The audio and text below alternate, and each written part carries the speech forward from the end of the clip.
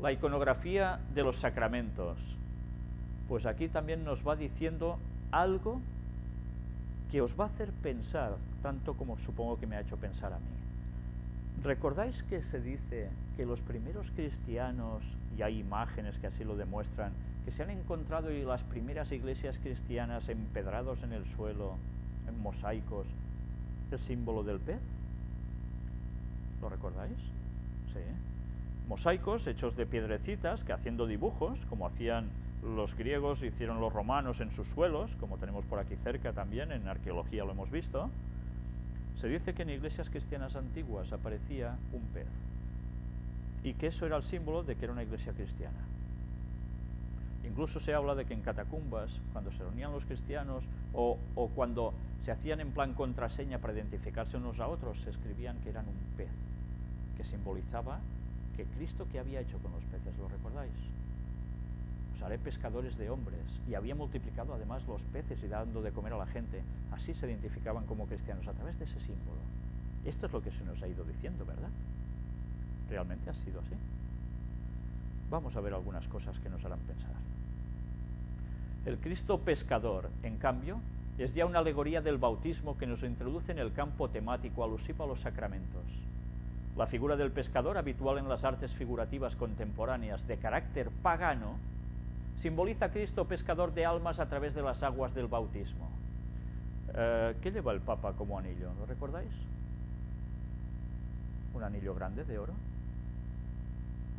Hay una película que también se llama Las sandalias del pescador, muy antigua ya. Lleva el anillo del pescador, le llaman. Buscadlo, buscad los datos, ya los encontraréis. Si no, a ver si la semana que viene os lo añado aquí. El simbolismo del agua, como signo de purificación y vida, es muy frecuente en la historia de las religiones, pero surge también en el cristianismo. Tertuliano, en el Tratado de Baptismo, define a los fieles cristianos como pequeños peces nacidos del agua. Efectivamente, de acuerdo con la teología del bautismo, a través de la inmersión en el agua bautismal y de la inmersión que le sigue, el catecúmeno participa simbólicamente en la muerte y la resurrección de Cristo. Es la condición necesaria para que el fiel cristiano resucite con Cristo a una nueva vida, se integre en el cuerpo de la Iglesia y pueda entrar en el reino de Dios. Esto es así, es verdad. La escena de los pescadores faenando en la barca y recogiendo sus redes llenas de peces es la imagen que mejor se adecua a esta doctrina. Los peces simbolizan el nacimiento de un cristiano, la barca y los pescadores a la Iglesia, testimoniando así las palabras de Cristo a Simón Pedro en la pesca milagrosa: desde ahora serás pescador de hombres. Y ahora hagamos un poco de memoria. Vayamos hasta Babilonia. ¿No tenían ellos una deidad que era un pez? En la Trinidad pagana de los babilonios no había precisamente el pez. ¿Por qué el Papa lleva la mitra en forma de una boca de pez? Porque proviene de allí. Luego esto se coló al cristianismo y bajo esa simbología del pez, mira, esto es cristiano. ¿Os dais cuenta con qué sutileza Satanás trabaja? Y mezcla símbolos que pueden ser de una cosa de otra. Y mientras a nosotros se nos vende que es una cosa, en verdad por detrás es otra. Así juega el Vaticano. Ellos no adoran a Dios, ellos adoran a Lucifer y todo el paganismo, todas esas ciencias ocultas. Evidentemente no todos, pero muchos de ellos en su cúpula saben que eso es así. Por eso Satanás los está utilizando para sus fines. Y nos están vendiendo conceptos que nos parecen muy cristianos y en verdad para ellos simbolizan otra cosa totalmente distinta.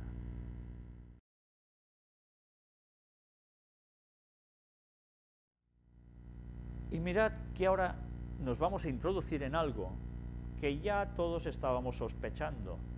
Pudiera tratarse entonces del profeta Balaam, nos dice aquí, pero también hay una profecía de Isaías que anuncia la llegada de una luz para el mundo, luz que podría estar figurada en la estrella.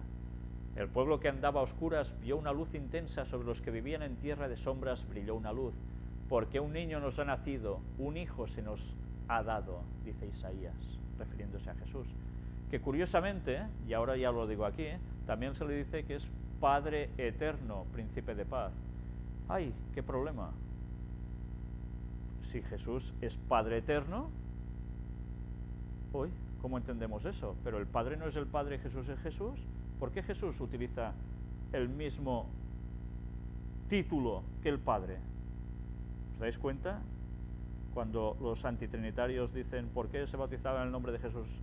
Porque los tres participan de lo mismo, del mismo nombre. Y es Padre eterno, no es generado por Dios o producido por Dios o no sé qué por Dios. No, no, es Padre eterno. Está siempre con el Padre. Llegar a saber qué profecía es la representada resulta imposible e incluso poco importante. Lo fundamental es reseñar que aquí en esta escena aparece anunciada y encarnada la redención. Y aquí entramos en el detalle ya importante. Desde el punto de vista catequético, surge como antítesis de la representación de Adán y Eva, frecuente en las artes plásticas del siglo III. Es la manifestación de que frente a las tinieblas del error y del pecado emerge la luz de la verdad y de la gracia. La imagen de María con Jesús en los brazos, que la habéis visto tantísimas veces por tantos lugares distintos, puede tener también un antecedente iconográfico pagano.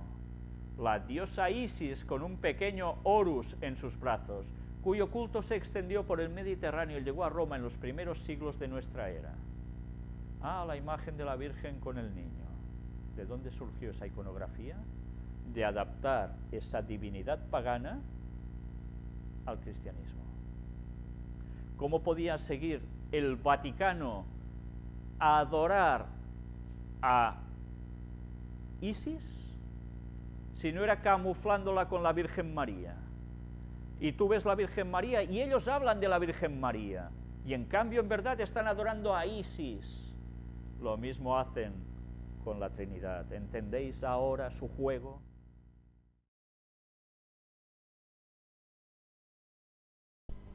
Y nos quedaba pendiente este artículo, donde pone heralda de espíritu y fuego, triángulo equilátero, es considerado el símbolo de la Santísima Trinidad, tres lados iguales unidos, PHS, abarcando la unidad, es decir, la divinidad. En la iconografía cristiana suele aparecer un ojo dentro del triángulo, representaría la visión omnisciente de Dios. Y para decir esto, se basan, además, mirad en qué texto, en un Salmo 33, 18, que dice: he aquí el ojo de Dios sobre los que le temen, sobre los que esperan en su misericordia.